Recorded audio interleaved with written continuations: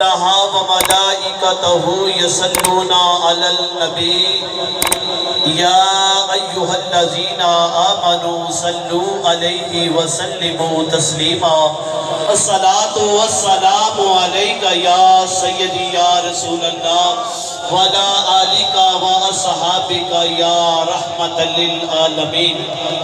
سامعین محترم، آج کی یہ محفل میلاد مصطفیٰ صلی اللہ علیہ وآلہ وسلم سما وقار کی شادی کے موقع پر انعقاد پذیر ہے، جس کے اندر زیر صدارت حضور کبرائے عالم پیر طریقت رہبر شریعت حضور پیر محمد شاہد منصب سیفی صاحب دامت برکاتہ العالیہ تشریف فرما ہے۔ سیالکوٹ سے کچھ مہمان آئے، علماء کرام گاؤں کے جو ہیں قاری محمد اسلم صاحب اور ادھر جو حافظ صاحب بیٹھے ہوئے تھے، جس کے اندر میں اور آپ لوگ حاضر ہیں۔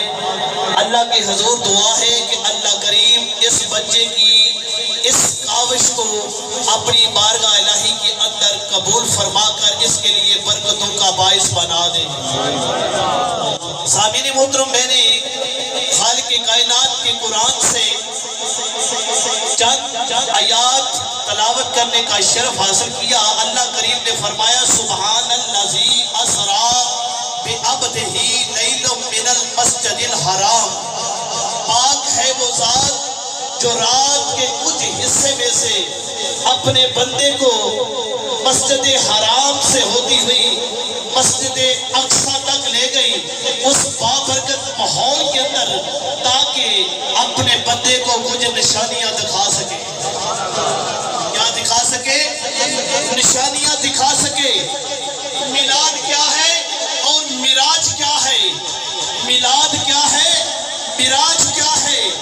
لامکان سے مقام آنا میلاد ہے، مکان سے لامکان پہ جانا معراج ہے۔ مکان سے لامکان پہ جانا معراج ہے۔ اب دیکھیں، اگر میں اپنے اس علاقے سے یعنی کہ میں سیالکوٹ یا لاہور میں چلا جاؤں تو شریعت مجھے بتاتی ہے کہ تم ہو گئے مسافر، اور مسافر کا جو ہے نماز جو قصر والی نماز پڑھتا ہے، کیا ہوتی ہے؟ قصر کی نماز ہوتی ہے۔ میں ادھر جاؤں گا تو میں ہوں مسافر۔ اگر اسی علاقے کے اندر میں گھوم پھر کے آ جاتا ہوں، ادھر جاتا ہوں ادھر جاتا ہوں، کوئی مجھے مسافر نہیں کہے گا، بلکہ یہی کہے گا کہ سیر کر کے آیا ہے۔ یا اللہ تو نے اپنے محبوب کو عرش معلیٰ پہ بلایا، مکان سے لامکان تک تو لے گیا، تو تو نے جو ہے میرا محبوب جو ہے پردیس میں نہیں گیا۔ اللہ کریم نے فرمایا یہ پردیس نہیں ہے، کیونکہ اس کا مقام بھی یہی ہے اور اس کا بھی یہی ہے، اس کا وہ بھی ہے یہ بھی ہے۔ اس لیے میرے آقا مسافر نہیں ہے۔ تو میں چونکہ ٹیچر ہوں، میرا کام ہوتا ہے کہ میں نے ذرا کسی بھی چیز کو ذرا اچھی انداز سے سمجھانا۔ ہم نے اس آیت کے اندر چند چیزیں دیکھ لی ہے کہ جب بھی حضور کسی بھی فکرے سے کوئی بات ڈھونڈنی ہو نا، تو ہم ورب سے کوشچن کرتے ہیں، ورب سے سوال کرتے ہیں، فعل سے سوال کرتے ہیں، تو پھر ہمیں پوری بات کی سمجھ آ جاتی ہے۔ اس فکرے کے اندر، اس آیت کے اندر اللہ کریم فرما رہا ہے کہ میں اپنے بندے کو لے گیا، یہاں پہ اس جگہ پہ لے گیا۔ اب میں یہاں پہ پوچھتا ہوں، ورب سے سوال کروں گا، لے گیا، کون لے گیا؟ لے گیا، کون لے گیا؟ تو رب کے قرآن سے آواز آئی سبحان اللہ۔ کون لے گیا؟ اللہ لے گیا۔ کدھر لے گیا؟ کدھر لے گیا؟ کدھر لے گیا؟ اور کہاں سے لے گیا؟ لے گیا کہاں سے؟ تو آواز آئی من المسجد الحرام، مسجد حرام تک، مسجد حرام سے لے گیا۔ کہاں تک لے گیا؟ مسجد اقصی تک لے گیا۔ پھر آگے سوال ہوتا ہے کیوں لے گیا؟ یہی ہے نا، کون لے گیا؟ کدھر سے لے گیا؟ کب لے گیا؟ کیسے لے گیا؟ اور کیوں لے گیا؟ یہی پوچھنا ہے نا ہم نے، کیوں لے گیا؟ تاکہ اپنے بندے کو کچھ نشانیاں دکھا سکے۔ کیا دکھا سکے؟ کچھ نشانیاں دکھا سکے۔ اللہ کریم نے اپنے محبوب کو لامقام کے اوپر بلا کر، اللہ کریم نے اپنے محبوب کو عرش معلیٰ پہ بلا کر اپنے محبوب کو کچھ نشانیاں دکھائیں۔ وہ نشانیاں کیا تھی؟ ابھی میں ایک آدھی نشانی بیان کر کے اپنی بات کو ختم کروں گا۔ میرے آقا کریم صلی اللہ علیہ وآلہ وسلم آگے جاتے ہیں، ایک صندوق نظر آتا ہے، ایک صندوق نظر آتا ہے۔ جبرائیل کو میرے آقا نے فرمایا، جبرائیل یہ کیا ہے؟ جبرائیل اس صندوق کو کھولتے ہیں، اس کے اندر دیکھتے کیا ہے؟ ایک جبہ ہے، ایک قمیض ہے، ایک کرتا ہے۔ میرے آقا نے فرمایا اس قمیض کو باہر نکالو۔ اور جب قمیض نکالی گئی، میرے آقا نے زیب تن کی، بڑی پیاری لگی۔ اللہ کی بارگاہ میں عرض کی، یا اللہ کہ یہ قمیض مجھے بڑی اچھی لگی، اگر تو حکم فرمائے اس کو میں اپنے ساتھ نہ لے جاؤں۔ میرے اللہ کریم نے فرمایا محبوب بے شک ساتھ لے جانا، لیکن ایک راز کی بات تمہیں بتا دیتا ہوں، یہ اپنے اس کلام کو دے دینا جو تو اس راز کی بات کو بیان کر سکے، جو اس راز کی بات کو تمہارے سامنے کھول سکے، اسے قمیض دے دینا۔ میرے آقا کریم زمین پہ آتے ہیں، آقا میرے آقا کریم نے اپنے صحابہ کرام کو قریب بلایا۔ میرے محبوب نے فرمایا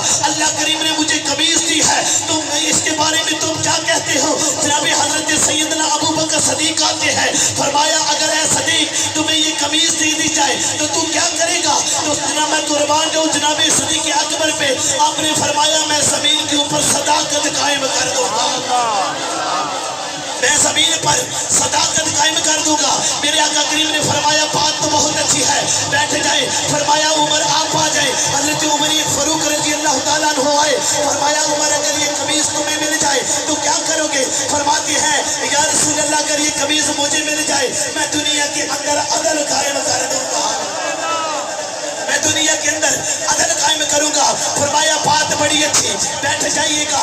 پھر میرے آقا نے حضرت عثمان غنی کو فرمایا عثمان اگر یہ قمیض تمہیں دے دی جائے تو کیا کرو گے؟ تو جناب عثمان نے فرمایا یا رسول اللہ اگر یہ قمیض مجھے مل جائے تو میں دنیا سے غربت مکا دوں گا، میں غربت کا خاتمہ کر دوں گا، میں جو ہے سخاوت عام کر دوں گا۔ پھر باری آئی آپ کے پیر کی، پھر باری آئی میرے پیر کی، پھر باری آئی حضرت مولا علی کی۔ فرمایا اے علی اگر یہ قمیض تمہیں دے دی جائے تو تم کیا کرو گے؟ تو جناب علی نے فرمایا یا رسول اللہ اگر یہ قمیض مجھے مل جائے تو میں لوگوں کے عیبوں پہ پردہ ڈالوں گا،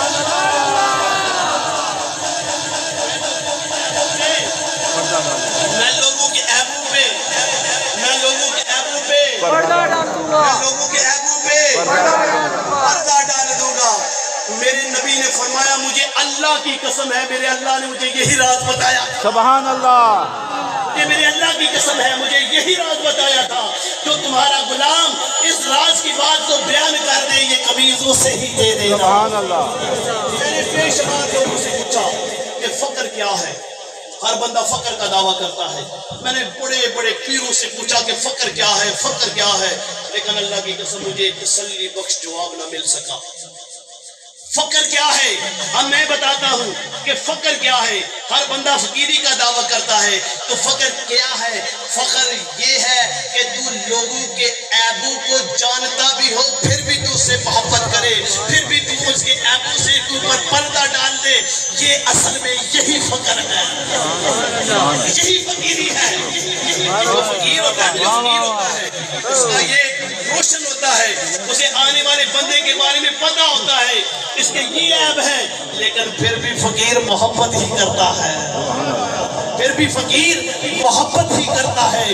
تو میرے آقا کریم صلی اللہ علیہ وآلہ وسلم نے فرمایا مجھے میرے اللہ کی قسم ہے اللہ نے مجھے یہی راز بتایا تھا، جو تیرا غلام ہی یہ راز کی بات بتا دے یہ قمیض اسے عطا کر دینا، یہ قمیض تو اسے عطا کر دینا۔ یہ بات ہے فتح مکہ کی، یہ بات ہے فتح مکہ کی۔ جب خانہ کعبہ کے بت کرائے جانے لگے، خانہ کعبہ کے بت کرائے جانے لگے تو جناب سرکار نے میرے علی سے فرمایا علی میرے کندھوں پہ سوار ہو کر بتوں کو گرا دو، بتوں کو گرا دو۔ تو جناب علی عرض کرتے ہیں یا رسول اللہ آپ میرے آقا، میں آپ کا غلام، میں آپ کا خادم، میں آپ کے کندھوں پہ سوار نہیں ہو سکتا۔ تو میرے نبی نے فرمایا علی میرے کندھوں پہ سوار ہو کر بتوں کو گرا دو۔ تو جناب علی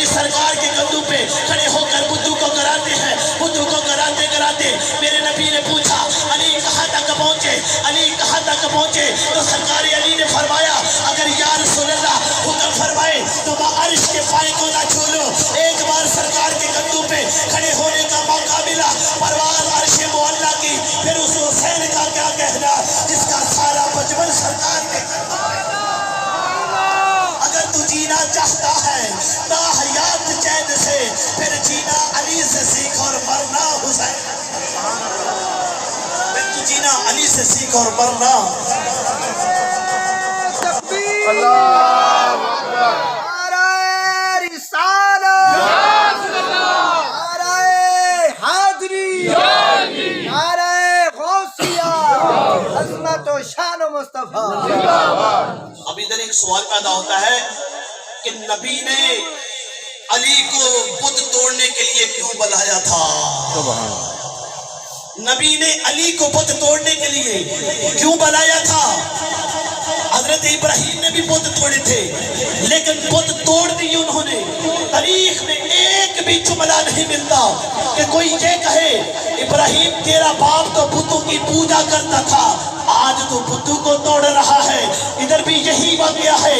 اگر علی کو اسی لیے انتخاب کیا گیا کیونکہ اگر کسی اور کا انتخاب کیا جاتا تو وہ ان کے باپ دادا بتوں کی پوجا کرتے تھے. میرے نبی نے انتخاب ہی اس کا کیا جو نہ خود بتوں کی پوجا کرتا تھا نہ اس کا باپ بتوں کی پوجا کرتا تھا.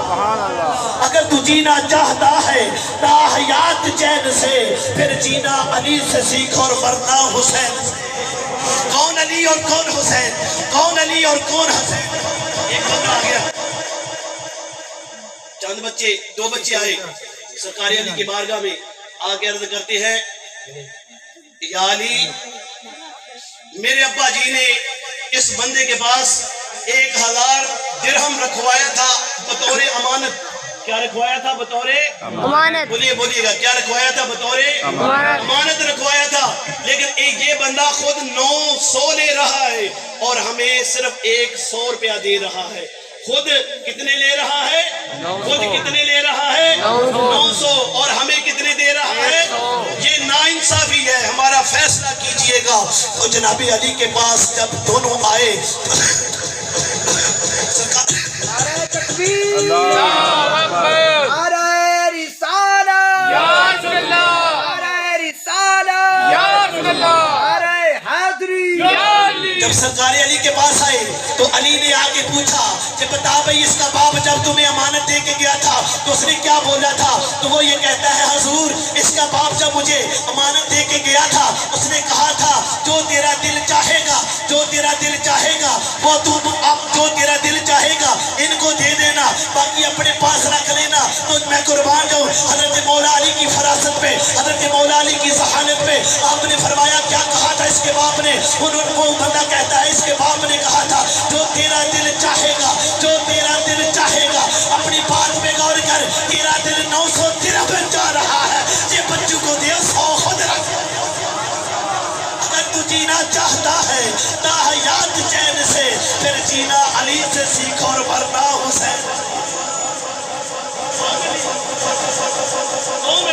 سرکار علی کے پاس ایک یہودی آیا, آگے کہنے لگا ہم حساب کتاب سے بڑے ماہر ہیں, ہم نے سنا ہے کہ علی ہر بات کا علم جانتا ہے, علی کو ہر چیز کا علم آتا ہے, علی صرف دین کا علم ہی جانتا ہے, علی کو ریاضی کا علم نہیں آتا. اس کا ذہن تھا علی کو ریاضی کا علم نہیں آتا. کیونکہ میں ریاضی کی پڑھاتا ہوں اس لیے میں ذرا ریاضی کی بھی بات کروں. بچے سارے پڑھے نے نا, کیوں بھائی انہیں ویکھ لینا تسی پڑھے ہو یا اسکول دے پیچھے رہ کے پڑھے ہو, ابھی میں دیکھوں گا ذرا. انہوں نے فرمایا بھائی, وہ یہودی آ کے کہنے لگا کہ مجھے وہ فکر بتائیں, مجھے وہ ہندسہ بتائیں جس کو 2 پہ تقسیم کیا جائے تب بھی پورا تقسیم ہو, 3 پہ تقسیم کیا جائے تب بھی پورا تقسیم ہو, 4 پہ تقسیم کیا جائے تب بھی پورا تقسیم ہو, 5 پہ تقسیم کیا جائے تب بھی پورا ہو, 6 پہ ہو, 7 پہ ہو, 8 پہ ہو, 9 پہ ہو, ہر عدد پہ پورا تقسیم ہو, ایک بھی اس میں سے کسر باقی نہ بچے. ریاضی والے سمجھ آ رہی ہے؟ موبائل پھڑ لو, میں لگا بولنا ذرا تھی صاف کرنا پر گل سچی ہے بلا. اب پھڑ لو اپنے موبائل پہ پتہ لگ جائے. اتھے گھوڑا تے اتھے میدان پاکستان اتنے پتہ لگ جائے گا. انہوں نے فرمایا اچھا بھائی تو مجھ سے یہ سوال کرتا ہے کہ میں وہ عدد بتاؤں, ریاضی کے ایکسپرٹ کو لے آؤ, میتھمیٹک کا جو جتنا مرضی بندہ ایکسپرٹ ہے بندہ وہ آ جائے سامنے. اسے کہا جائے کہ بھائی تو ذرا عدد بتا, جسے 2 پہ تقسیم کیا جائے تو پورا پورا ہو جائے, 3 پہ 4 پہ 5 پہ 6 پہ 7 پہ 8 پہ 9 پہ 10 پہ سارا دن لگا رہے گا لیکن اس سے عدد نہیں بڑھ پائے گا. ریاضی کے ایکسپرٹ کو لے آئیں یار, جس کو مرضی کو لے آئیں, ایم ایس سی میتھمیٹکس کی ہو اسے بھی بندہ لے آؤ, اس سے بھی عدد نہیں بنے گا. تو سرکار علی نے فرمایا اچھا تجھے ایک بات میں تجھ سے پوچھتا ہوں, یہ بتا ایک ہفتے میں کتنے دن ہوتے ہیں؟ بولو یار, ایک ہفتے میں کتنے دن ہوتے ہیں؟ 7. انہوں نے فرمایا ایک ہفتے میں 7 دن ہوتے ہیں. پھر انہوں نے پوچھا اب مجھے یہ بتا کہ ایک مہینے میں کتنے دن ہوتے ہیں؟ 30. یار بولو تو صحیح نا, 30. انہوں نے پتا تھوڑی سیپلیاں ہی آئی ہیں میں ہی نہیں بول دے نا بھائی, بولو تو صحیح نا. انہوں نے کہا بھائی کیا کرنا ہے, ایک مہینے میں کتنے دن ہوتے ہیں؟ 30. کتنے؟ 30 دن ہوتے ہیں. تو سرکار علی نے فرمایا 7 کو 30 سے ضرب دے تو کتنا بنے گا؟ 210. پتا ہی نہیں دستے پہ تسی, اور دسو تو صحیح نا کتنے بنتے ہیں؟ 210. کتنے بنتے ہیں؟ 210. کتنے آپ سب ذرا نالا کر کے دیکھنا ذرا کتنے بنتے ہیں؟ 210. پھر انہوں نے پوچھا یہ بتا کہ بھائی سال میں کتنے مہینے ہوتے ہیں؟ کتنے مہینے ہوتے ہیں؟ 12 مہینے ہوتے ہیں. انہوں نے کہا 210 کو 12 سے ضرب دے تو دیکھ کیا عدد بنتا ہے؟ 2520. صاحب دیکھیے ذرا 2520 بنتے ہیں. اب 2005 کو 20 کو 2 پہ تقسیم کرو تب بھی پورا, 3 پہ